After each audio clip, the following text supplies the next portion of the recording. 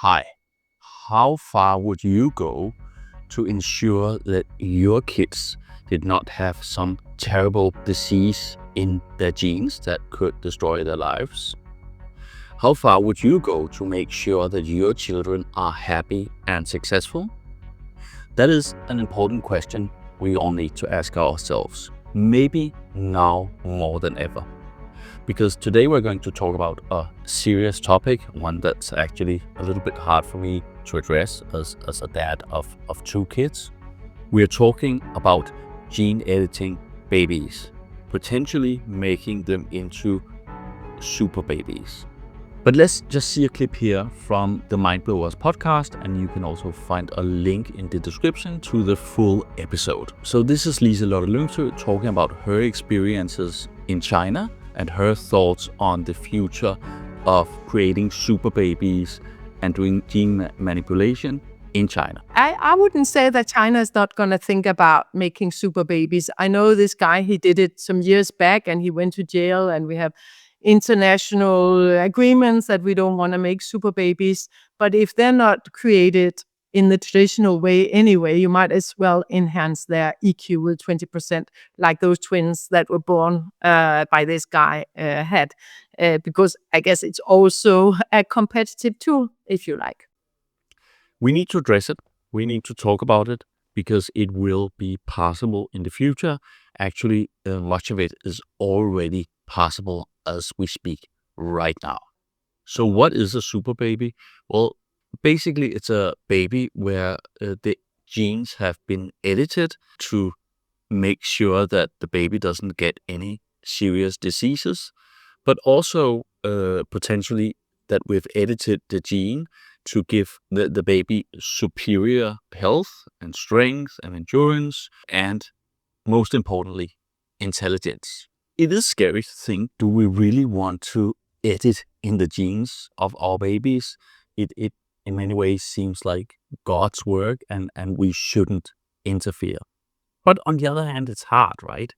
If you know with certainty that your baby is going to get cancer or HIV or another deadly disease later in life, wouldn't you just press a button if you could to make sure that your baby didn't get this disease? I think most parents would. But let's talk about it. Why is this related to AI? Well, the challenge with gene editing embryos at this point is that many things can go wrong. We try to fix one thing and then something else goes wrong, right? So there's a big risk associated with editing the genes. AI will help us map the genes much more clearly, reducing the risk of what we're doing, but also enabling more detailed editing, helping us understand, for example, exactly what combination of genes, for example, would enhance the intelligence and focus, and what genes will create diseases later on in life. We are entering decades where different types of gene editing will be possible.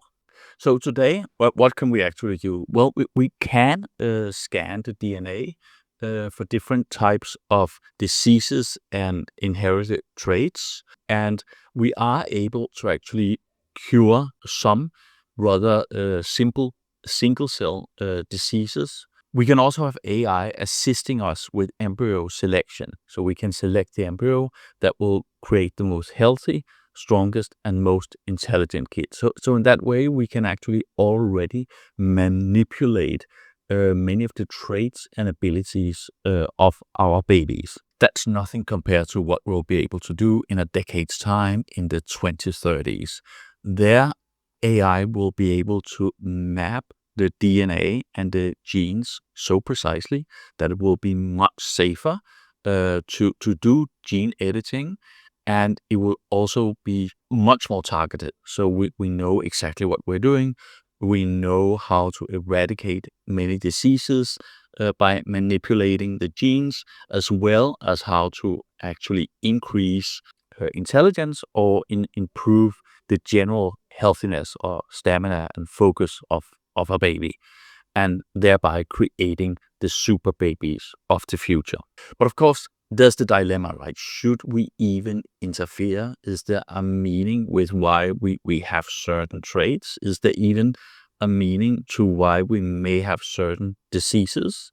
And to what level should we actually interfere? So, for example, I have asthma. It's not life-threatening. It's annoying. Um, but should we interfere at that level? So currently, if we look at the legal framework here, it is legal to actually remove serious life-threatening diseases, especially if they're single cell, and that is because it is simply easier to remove them than more complex diseases. So we can also today screen the embryos for potential diseases, so kind of choosing the best ones. So in that way, eliminating disease. So we are already on our way to some extent to creating the super babies, and some of it is already legal now. But we have actually seen an example of gene edited babies, and this happened in China a few years ago, where Dr. He gene manipulated two twin girls because their father had HIV, and he simply went in and removed the genes that would enable the body to get HIV.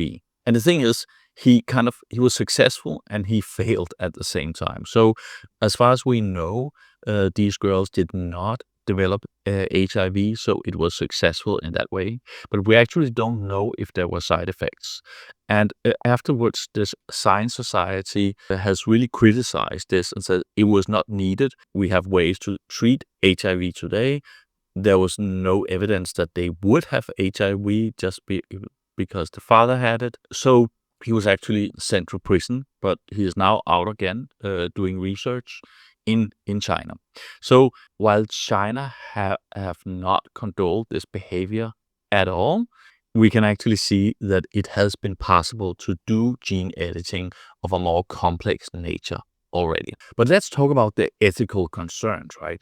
So I think if the technology is completely safe, where would we stop ourselves? So if I think to myself, if somebody said we can do completely safe gene editing and it's legal, so it was basically like a menu. Of course, I would say, no, I don't want my child to ever develop cancer or multiple sclerosis or any of those serious diseases. But if it's 100% safe, I don't want them, for example, to lose their hair, or I also want them, to have a decent muscle mass, for example. And why wouldn't I make sure they didn't have any mental disabilities, for example?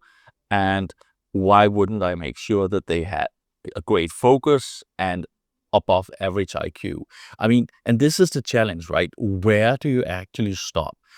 If it's like a menu, just like when you buy a new car and you are shopping for the extra features, if it's cheap, and I think with our kids, well, everything kind of seems cheap if we can make happy, healthy kids, right, who do well in life. So why wouldn't you take off all the boxes to get this perfect baby? Well, I don't have the answer, but it's definitely an ethical concern. Where do we actually stop? And I think once we begin, that line will be so hard to draw, and I think the safer it gets, then more and more will actually choose the full package.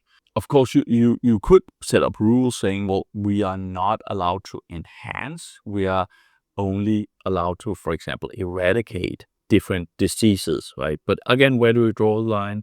Do you draw the line at allergies, or do you accept that any disease is worth manipulating the genes to avoid, given that it is safe at that point? Another interesting thing, and this is where it gets kind of frightening.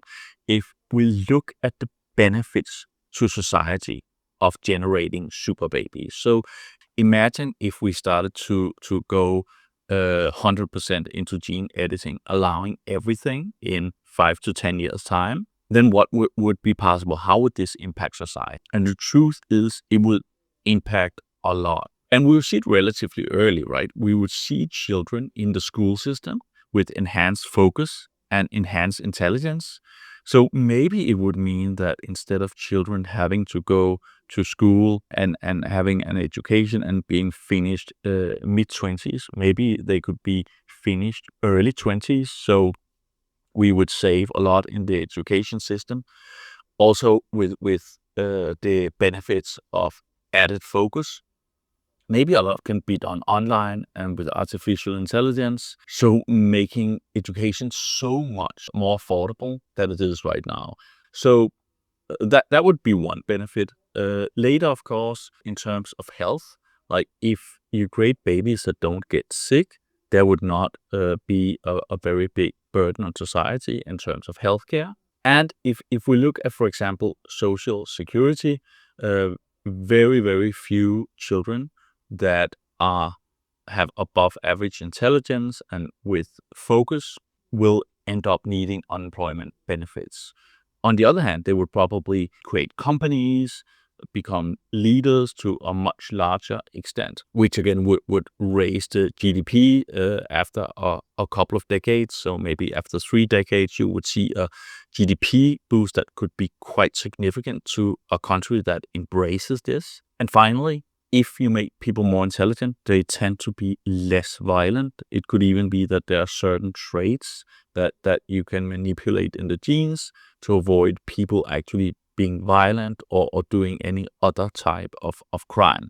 So the benefits are huge. You could have a much richer society, maybe a GDP boost of 25%, maybe a cost reduction that will be really significant, both in terms of healthcare, in terms of crime fighting. So the advantages are huge. And here's the catch, right? I mean, it's easy to say, no, we shouldn't do this. We should not interfere in God's work. But what if, just if, somebody else does it before us? What if there are countries who say, well, we have no problem with this. It's safe. We want our country to be populated by super people. Or maybe they just want a really lucrative industry doing these things that are prohibited in other parts of the world, but maybe legal here. So what can we expect? What is realistic? So I did some research, and what seems realistic in terms of new medicines that might not be legal in the EU or the US, we are more likely to see no regulation or very little regulation in countries such as Russia, China, and parts of the Middle East, like the UAE or Saudi Arabia, for example. Then I think we'll see the fast movers, but with more limitations and more regulation. This could be countries like the US, Singapore, South Korea, maybe Israel. It could be Switzerland as well. And then I expect to see the slow-moving countries be the EU countries and countries like maybe Canada and New Zealand. The challenge is we may be creating an A and a B team. So imagine one part of the world being healthy and stronger and more intelligent than the other part of the world, maybe by up to 20 or 25%. What do you think the impact would be? Not only do I think that many successful people would gravitate towards the countries with the higher intelligence and the more development and the higher GDP per capita. So this would be a reinforcing effect, really. So you might see, if this happens, you might see the slow adapters really sinking behind very quickly compared to the countries that will allow this. Well, anyway, I really want to hear your thoughts on this. What do you think we should do? Do we need global regulation? Would that even be a possible scenario? What would you do? To what extent would you be willing to engage in gene editing of your babies under the condition, of course, that it was 100% safe? Thank you for listening. I would love to hear your thoughts on this.